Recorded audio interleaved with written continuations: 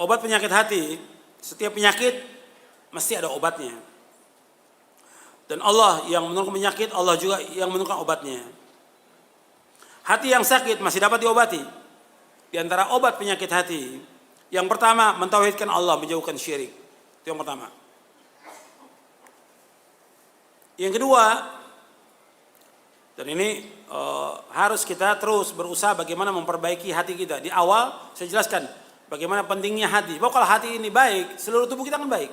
Kalau hati jelek, seluruh tubuh akan jelek. Nabi bersabda, "Ala inna fil jasad mudghatan idza salahat salaha jasadu kullu wa idza fasadat fasada al jasadu kullu ala wa yal qalbu." Kata Nabi, dalam tubuh manusia ada segumpal daging. Kalau daging ini baik, baik seluruh tubuhnya. Kalau daging ini jelek, jelek seluruh tubuhnya. Segumpal daging itulah hati. Makanya harus kita perbaiki. Hati ini perbaiki. Kalau kita lihat orang-orang yang tamak pada dunia, hatinya rusak mereka. Rusak. Makanya kalau kita lihat rusaknya umat yang ada ini, ya karena mereka tidak yakin kepada akhirat dan tamak kepada dunia. Tidak tamak. Mereka tidak yakin kepada akhirat dan tamak kepada dunia. Rusak mereka. Sedangkan generasi yang pertama, mereka itu baik. Kenapa? Yakin kepada akhirat. Yakin mereka kepada akhirat. Dan enggak menganggap apa dengan dunia ini. Zuhud mereka pada dunia. Maka mereka adalah baik, orang-orang yang baik. Makanya kita harus perbaiki ibadah kita harus perbaiki, hati kita perbaiki. Jadi setiap kita ngaji ini coba kita perbaiki hati kita. Hati kita ini harus kita bersihkan. Harus kita bersihkan. Sebab orang yang membersihkan hatinya orang yang sukses. Qad aflaha man zakkaha wa qad khaba man dassaha. Sungguh bahagia, beruntung, sukses orang yang membersihkan hatinya. Dan sungguh rugi orang-orang yang mengotori hatinya. Dengan apa? Dengan perbuatan dosa dan maksiat. Dan kita bisa lihat orang-orang yang hatinya sakit kelihatan dari perbuatannya. Dari ketamakannya. Kelihatan. Tamak dia kepada dunia. Tamak kepada harta. Tamak kepada kedudukan. Tamak kepada yang lainnya. Antum bisa lihat. Kita nggak tahu tentang hatinya dia. Tapi kita lihat dari perbuatannya. Dari perbuatannya. Makanya kita harus berusaha. Setiap kita ibadah kepada Allah. Setiap kita mengaji. Coba. Usahakan ngaji kita, nuntut ilmu kita mengajar dapat membersihkan hati kita. Tambah takut kita kepada Allah, tambah harap kita kepada Allah, tambah tawakal kita kepada Allah. Itu disebutkan oleh Al-Imam Ibn Rajab dalam kitabnya Fadlu Ilmi Salaf. Beliau Ibn Rajab rahimahullah menyebutkan bahwa di antara ilmu yang bermanfaat, tandanya ilmu itu tambah takut dia kepada Allah, tambah harap dia kepada Allah, tambah yakin dia kepada Allah, tambah tawakal dia kepada Allah, tambah dia cinta kepada Allah dan yang lainnya. Dan dibuktikan dengan amal-amal soleh. Anda bisa lihat dalam Fadlu Ilmi Salaf Al-Khalaf. Kemudian yang kedua, yaitu kita diantara membersihkan hati ini menuntut ilmu syar'i dan mengamalkannya. Maka kita harus terus menuntut ilmu. Dan setiap kita menuntut ilmu kita introspeksi. Sebab ada juga orang yang ngaji nggak manfaat ilmunya. Ngaji bertahun-tahun nggak berusaha dia untuk memahami apa yang dikaji. Nggak berusaha untuk mengamalkan, nggak ada manfaat ngaji yang seperti itu. Makanya setiap ngaji itu berusaha introspeksi. Bagaimana saya ngaji ini, tambah nggak ilmu saya? Saya udah mengamalkan atau belum? Coba saya berusaha untuk membersihkan hati saya. Harus. Sebab dia harus menyadari bahwa dirinya banyak kurang, dirinya banyak dosa, hatinya kotor, dia harus bersihkan. Begitu orang yang beriman, mestinya seperti itu. Sebab kalau penyakit hati, saya ambil contoh umumnya. Ini juga penjelasan Ibnu Qayyim di buku ini di Idatus Sabirin wa Dzarrus Syakirin. Ada orang yang punya penyakit hati bakhil umumnya. Contohnya bakhil. Ya. Bakhil itu pelit, kikir, kedekut. Itu pelit. Itu bakhil. Ya. Ya kalau disebut bakhil, nggak akan bertemu antara iman dengan bakhil, nggak ketemu kata Nabi. La yajtami'u syuh wal imanu fi qalbi 'abdin abada, kata Nabi. Dia akan bertemu antara iman dengan kebakhilan dalam hati seorang mukmin selamanya, kata Nabi. Maka ada orang yang beriman mesti nggak ada kebakhilan. Tapi kita lihat kata Ibnu Qayyim, ada orang yang bakhil. Meskipun dia sholat 1000 rakaat nggak hilang bakhilnya, kata Ibnu Qayyim. Karena apa? Sholat nggak bisa menghilangkan kecuali dia menyadari saya ini bakhil. Saya harus bersihkan hati saya. Dengan apa? Banyak sedekah, banyak infak, memberikan kepada orang.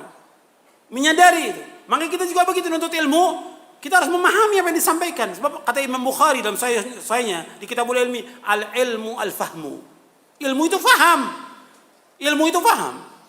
Maka Nabi bersabda, "Man yuridillahu bi khairan yufaqihu fid din." Barang siapa yang dikehendaki Allah kebaikan padanya, diberikan pemahaman tentang agama.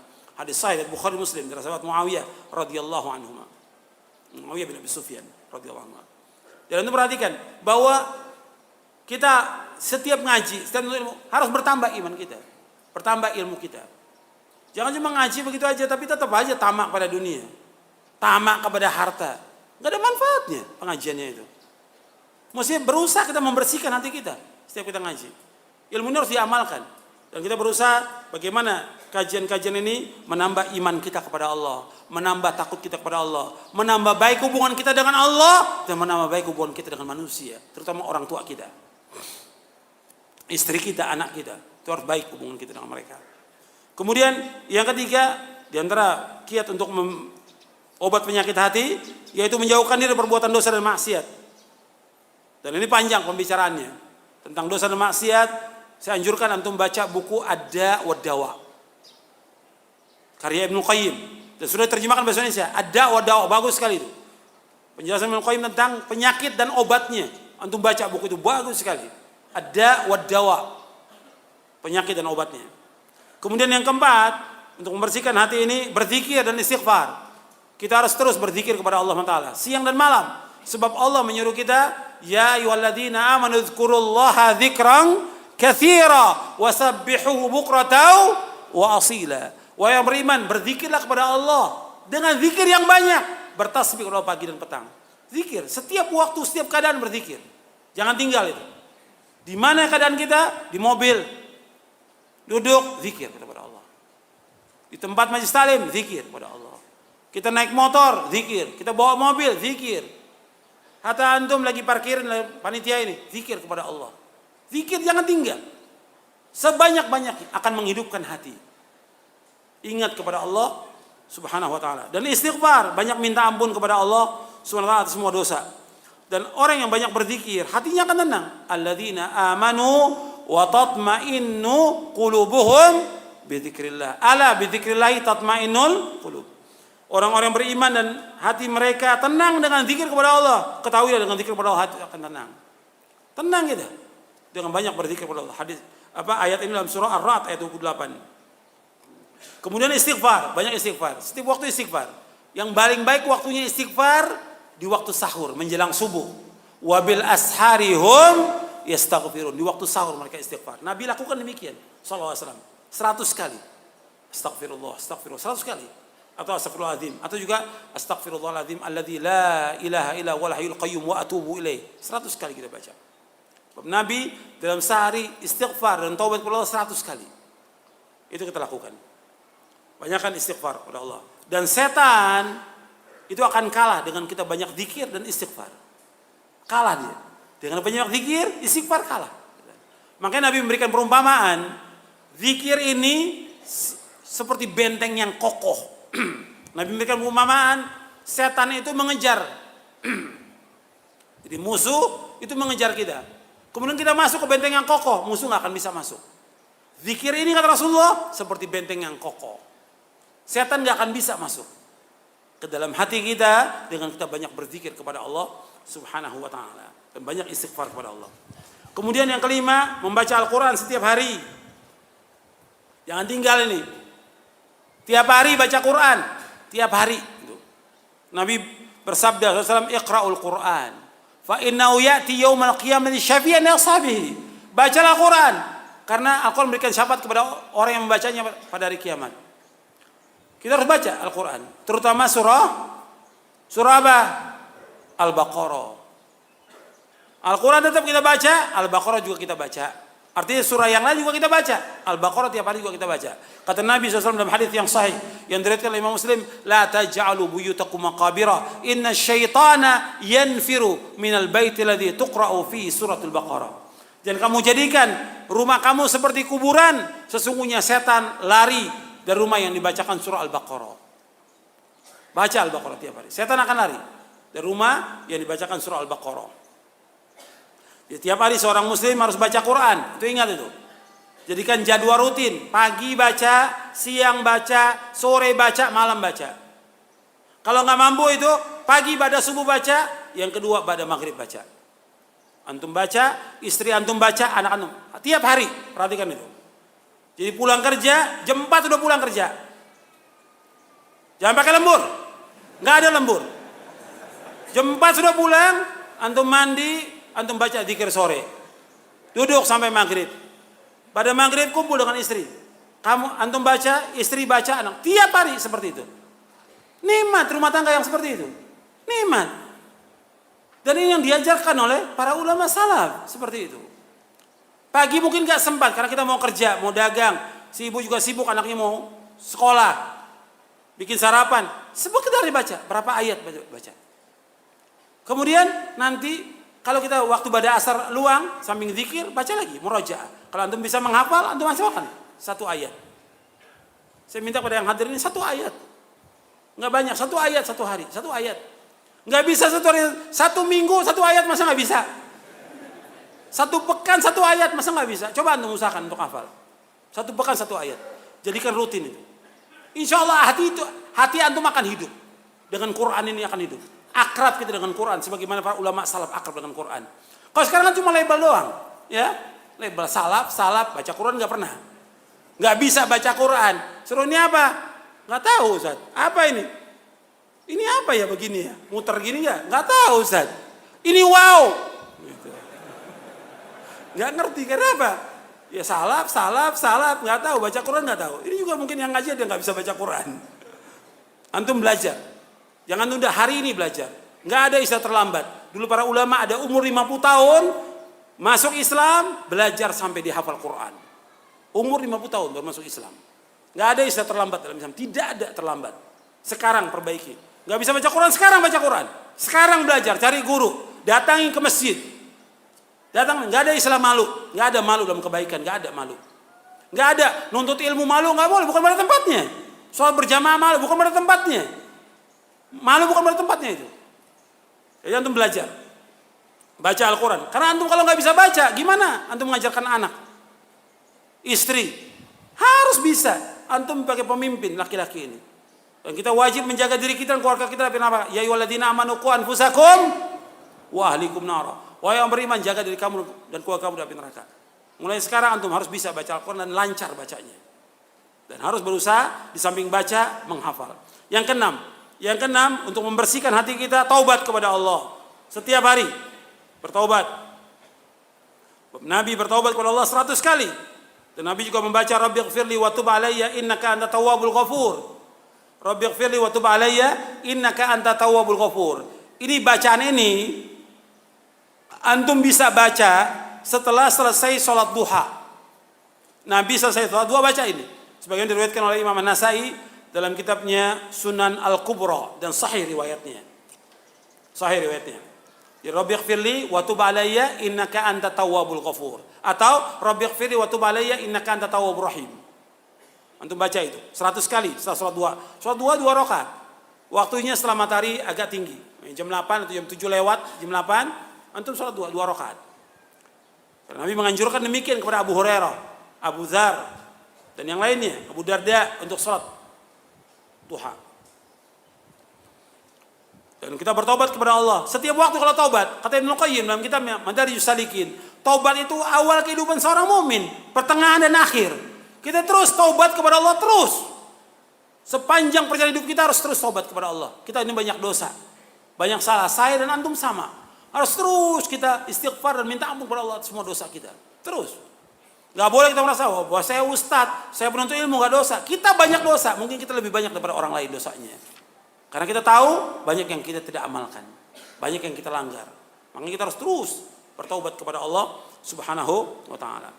Kemudian yang ketujuh, berbuat baik kepada manusia. Ini harus kita berusaha untuk berbuat baik kepada manusia. Berbuat baik kepada orang tua, istri, anak, kepada sanak famili, kepada tetangga dan yang lainnya. Antum bisa baca nanti surah An-Nisa ayat 36.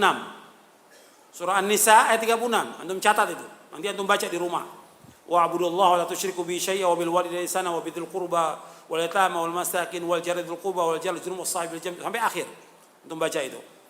Bagaimana kita disuruh berbuat baik kepada orang tua, berbuat baik kepada tetangga, pada sanak kerabat, tetangga yang dekat, tetangga yang jauh, anak yatim, ibnu sabil, dan yang lainnya. Disuruh oleh Allah kita berbuat kebaikan.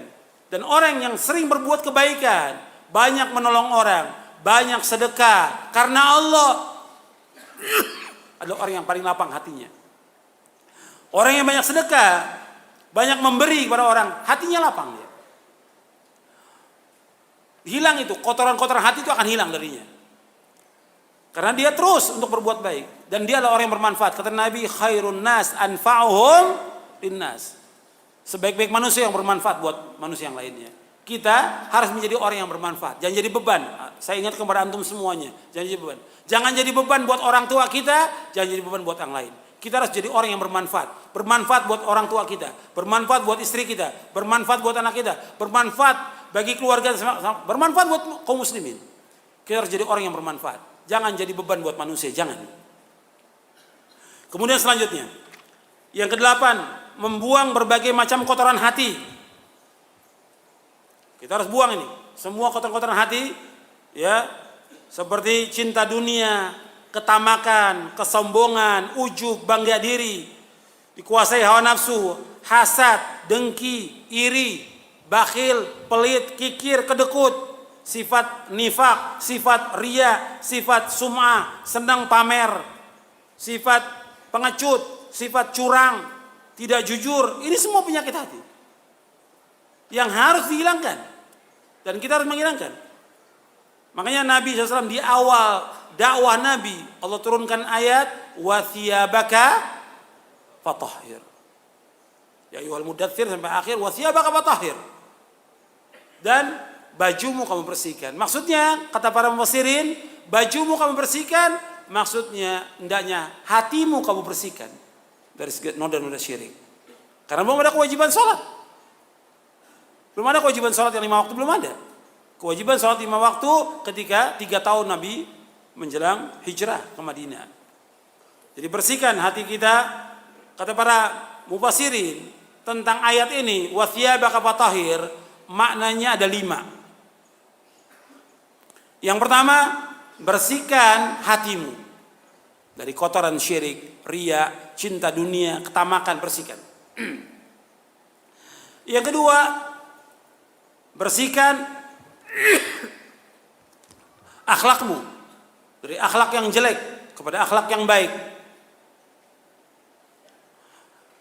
Yang ketiga, bersihkan amalmu. Jadi amal-amal ini harus kita bersihkan dari yang enggak sesuai dengan sunnah Nabi SAW. Yang keempat, yaitu kita harus bersihkan baju kita. Karena kita akan sholat. Sholat itu harus bersih dari najis. Baju kita, pakaian kita harus bersih dari najis. Wa thiyabaka fatahhir. Yang kelima, maknanya wa thiyabaka faqassir. Kata Imam Taus, bajumu kamu bersihkan maksudnya artinya kamu potong. Yang laki-laki enggak boleh kainnya, celananya, bajunya lebih dari mata kaki, enggak boleh. Harus di atas mata kaki yang laki-laki. Wa thiyabaka faqassir. Itu disebutkan oleh Imam Al-Baghawi dalam tafsirnya. Bersihkan, maksudnya laki-laki nggak boleh lebih dari mata kaki. Dia harus berusaha untuk di atas mata kaki kainnya. Jadi yang ke-8 ini harus bersihkan kotor-kotor hati. Yang ke-9, menyibukkan diri dengan hal yang bermanfaat. Menyibukkan diri dengan hal yang bermanfaat. Makanya kita harus lakukan hal-hal yang bermanfaat. Kata Nabi SAW, al-mu'minul qawiyyu khairun wa habbu ilallahi minal mu'minid dha'if. Wa fi kullin khairun ihris ala ma yanfa'uka wasta'in billah wa la ta'jaz. Sampai akhir hadis. Hadis ini sahih Muslim. Kata Nabi SAW, mukmin yang kuat lebih baik dan lebih dicintai Allah daripada mukmin yang lemah. Pada keduanya kebaikan. Berkemauan keraslah kepada apa yang bermanfaat bagi kamu. Minta tolong kepada Allah, jangan lemah. Jadi kita harus terus berusaha kepada yang bermanfaat hidup ini. Setiap hari harus kita lakukan apa yang bermanfaat. Salat manfaat. Salat sunat bermanfaat. Salat tahajud bermanfaat. Salat duha bermanfaat. Kemudian membaca Quran bermanfaat. Nuntut ilmu bermanfaat. Berbuat baik pada orang tua bermanfaat. Menolong istri bermanfaat. Menolong orang yang susah bermanfaat. Lakukan semua yang bermanfaat itu. Baca kitab-kitab para ulama salaf. Buku-buku yang mengajar, berdakwah, lakukan semuanya. Ihris ala ma yanfa'uka wasta'in billah wala ta'jaz. Lakukan, berkemauan keras kepada yang bermanfaat bagi kamu, minta tolong pada Allah, jangan lemah. Dan berbuat kebaikan terus, nggak boleh lemah kita. Kemudian yang ke-10, zuhud terhadap dunia. Ini yang menjadi pembahasan kita, syahid dari pembahasan kita, zuhud terhadap dunia. Kalau hati kita ingin bersih, ingin baik, agama kita juga baik, akal kita juga waras, baik, zuhud pada dunia. Zuhud pada dunia. Nabi yang bersabda, An Abil Abbas Sahal bin Sa'ad As-Sa'id radhiyallahu anhu qala, atan nabiyya sallallahu rajulun faqala ya Rasulullah, dullani ala amalin idza amiltuhu ahabbani Allah wa ahabbani an-nas. Faqala Rasulullah sallallahu izhad fid dunya yuhibbaka Allah wazhad fima fi aidin nas yuhibbaka an-nas. Wazhad fima fi aidin nas yuhibbaka an-nas. Kata Nabi SAW dari Abu Abbas Sahal bin Sa'ad As-Sa'id radhiyallahu anhu, berkata, ada seorang datang kepada Nabi SAW, ya Rasulullah, tunjukkan kepadaku amal-amal yang apabila aku lakukan Allah akan mencintai aku dan manusia mencintai aku. Allah mencintai aku, manusia juga mencintai aku. Kata Rasulullah SAW, izhad fid dunya yuhibbakallah. Kamu zuhud kepada dunia, Allah akan cinta kepada kamu. Wazhad fima fi aidin nas yuhibbakan nas. Dan kamu zuhud kepada apa yang di tangan manusia, maka manusia akan mencintai kamu. Hadis ini hasan, diriwayatkan oleh Imam Ibnu Majah, Al-Hakim. Hadis ini dihasankan oleh Al-Hafidz Al-Iraqi, dihasankan oleh Imam An-Nawawi dalam kitabnya Al-Adhkar. Kemudian juga dihasankan oleh Syekh Al-Albani dalam silsilah hadis as-sahihah dan juga Sahih Jami' as-Shaghir. Anda melihat di sini Nabi menyebutkan dua, supaya kita dicintai oleh Allah, dicintai oleh manusia, dua kata Nabi. Izhad fid dunya, zuhud kepada dunia, Allah akan cinta kepada kamu. Yang kedua, zuhud dengan apa yang di tangan manusia, manusia akan cinta kepada kamu. Zuhud kepada dunia, kata Syekhul Islam Ibnu Taimiyah, yang dikatakan zuhud yaitu meninggalkan segala sesuatu yang tidak bermanfaat di akhirat. Meninggalkan segala sesuatu yang tidak bermanfaat di akhirat. Ya, apa yang enggak bermanfaat, tinggalkan. Kalau amal-amal saleh bermanfaat, kita lakukan. Yang enggak bermanfaat, kita butuh umpamanya rumah 1, dibangun rumah 5. Ini enggak bermanfaat di akhirat. Coba yang rumah 4 ini dikasih orang miskin. Atau kalau dia enggak mau, sudah, dia jual, dia wakafkan buat masjid. Atau buat sekolah yang jadi wakaf dia jadi sedekah jariyah buat dia di akhirat. Enggak manfaat. Dia punya butuh mobil 2. Memang kebutuhan dia 2 mobilnya. Karena dia punya mobil 5. Bahkan yang 1 mobil balap lagi. Harganya miliaran. Enggak bermanfaat di akhirat. Buat apa dia beli mobil itu? Mendingan dijual, mobil itu dibagikan buat pondok-pondok salaf. Itu harga mobil 3 miliar bisa dijual dan bisa dibelikan mungkin mobil 20 mobil. Dibagi pondok-pondok salaf, manfaat buat mereka. Karena mereka butuh. Buat kendaraan operasional. Butuh mereka. Jadi tinggalkan apa yang gak bermanfaat. Yang lebih dari kita gak tinggalkan. Jual, manfaatkan buat kita di akhirat. Zuhud, meninggalkan apa yang tidak bermanfaat di akhirat.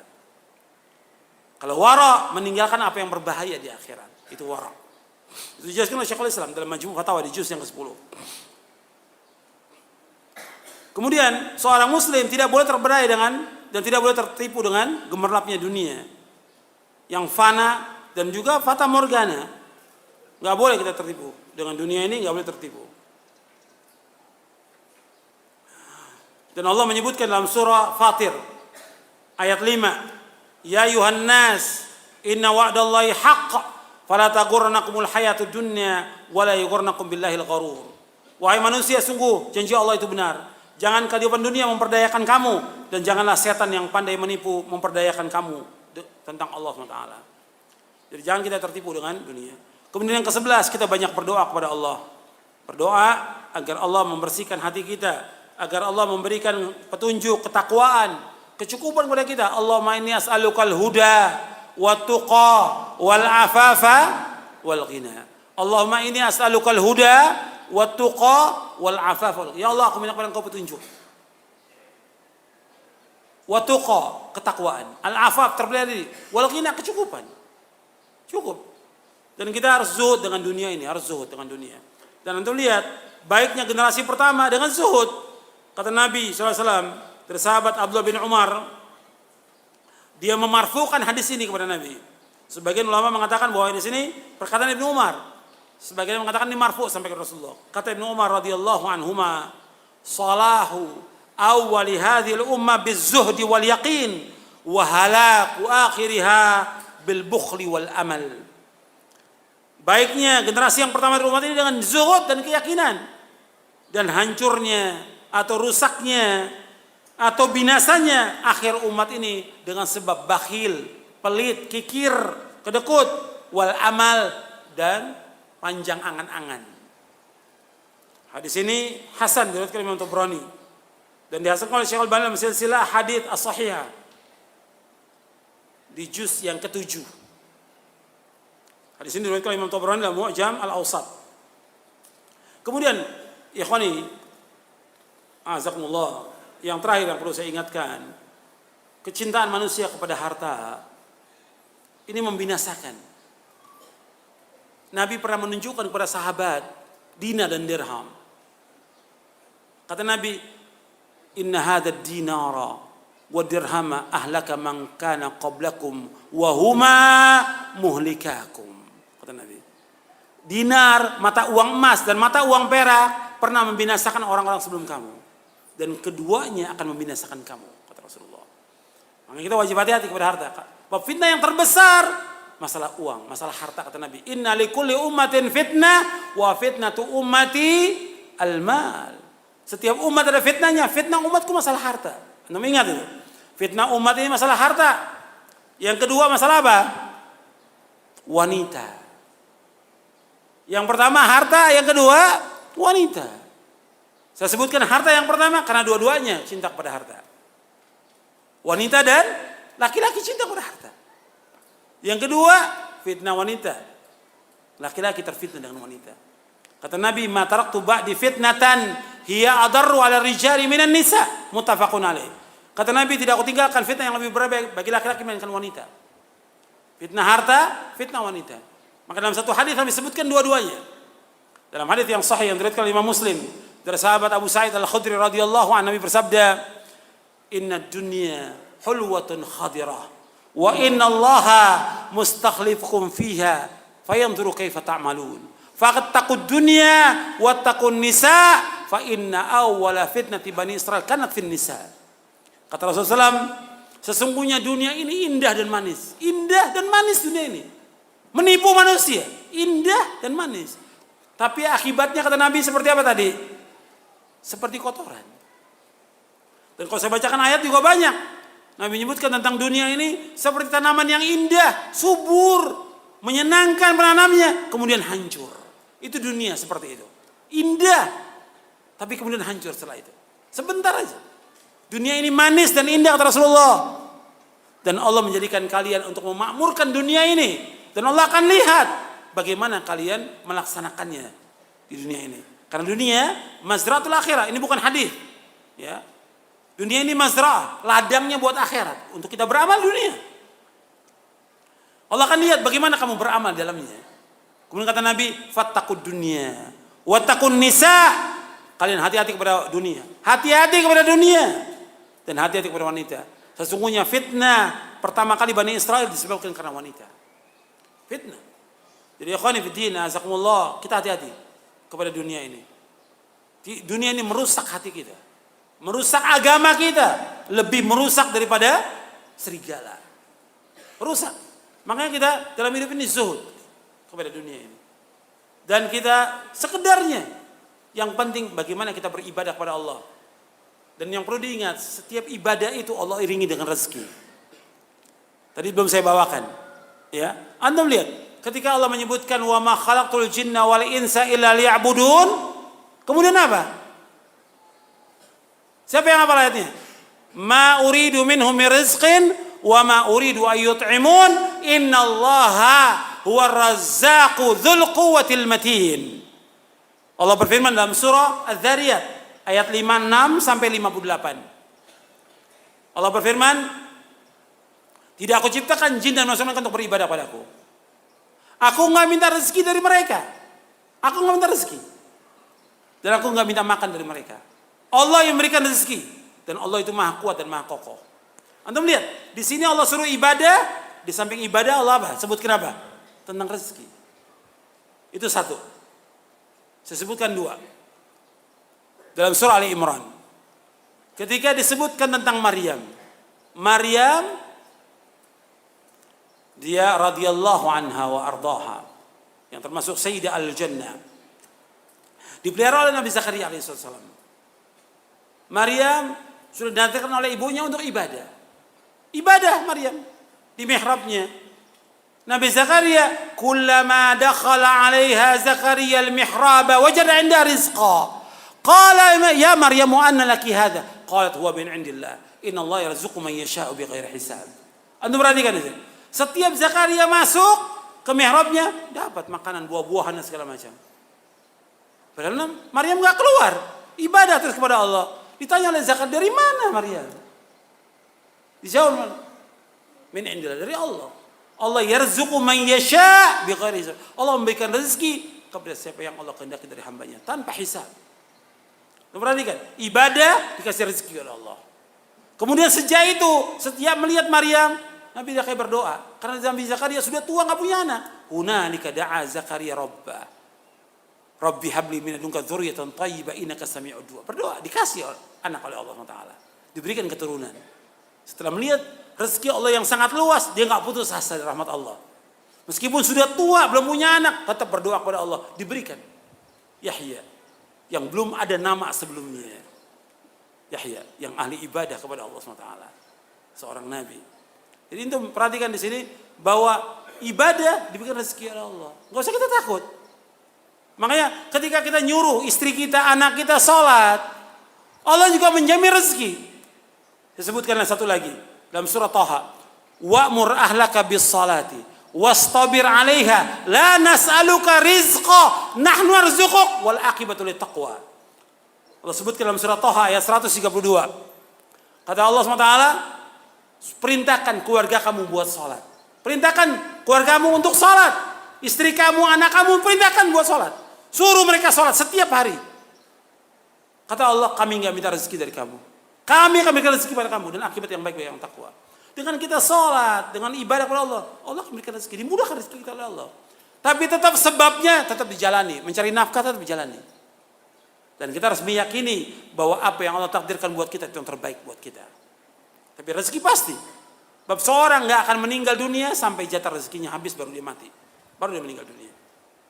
Kemudian, ikhwan fillah, azakumullah. Yang antum perhatikan, kalau kita lihat dunia ini nggak akan ada habisnya. Dan terus manusia bersaing dengan dunia. Dan nggak akan cukup mereka. Sampai Nabi bersabda dalam hadis sahih riwayat Bukhari Muslim, "Lau kana lil insani wadiyani labtagha thalith. Lau kana li ibni Adam wadiyani min malin min dhahab labtagha thalithan."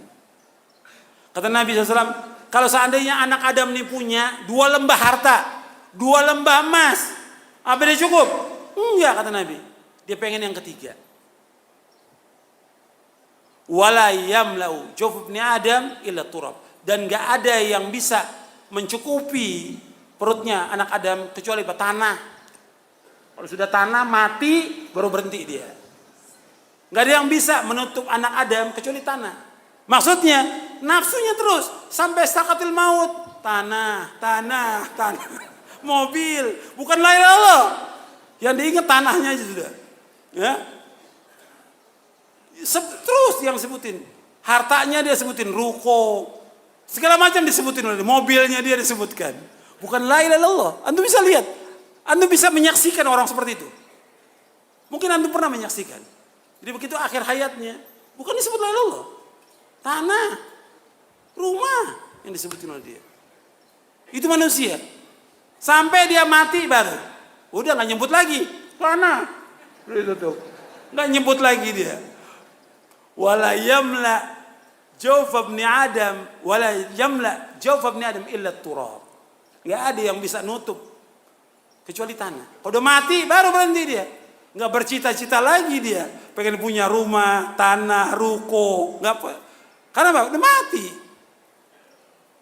Kata Nabi, wa yatubullahu ala man tab. Dan Allah akan terima taubat bagi orang yang bertaubat kepada Allah. Hadis sahih riwayat Bukhari dan Muslim.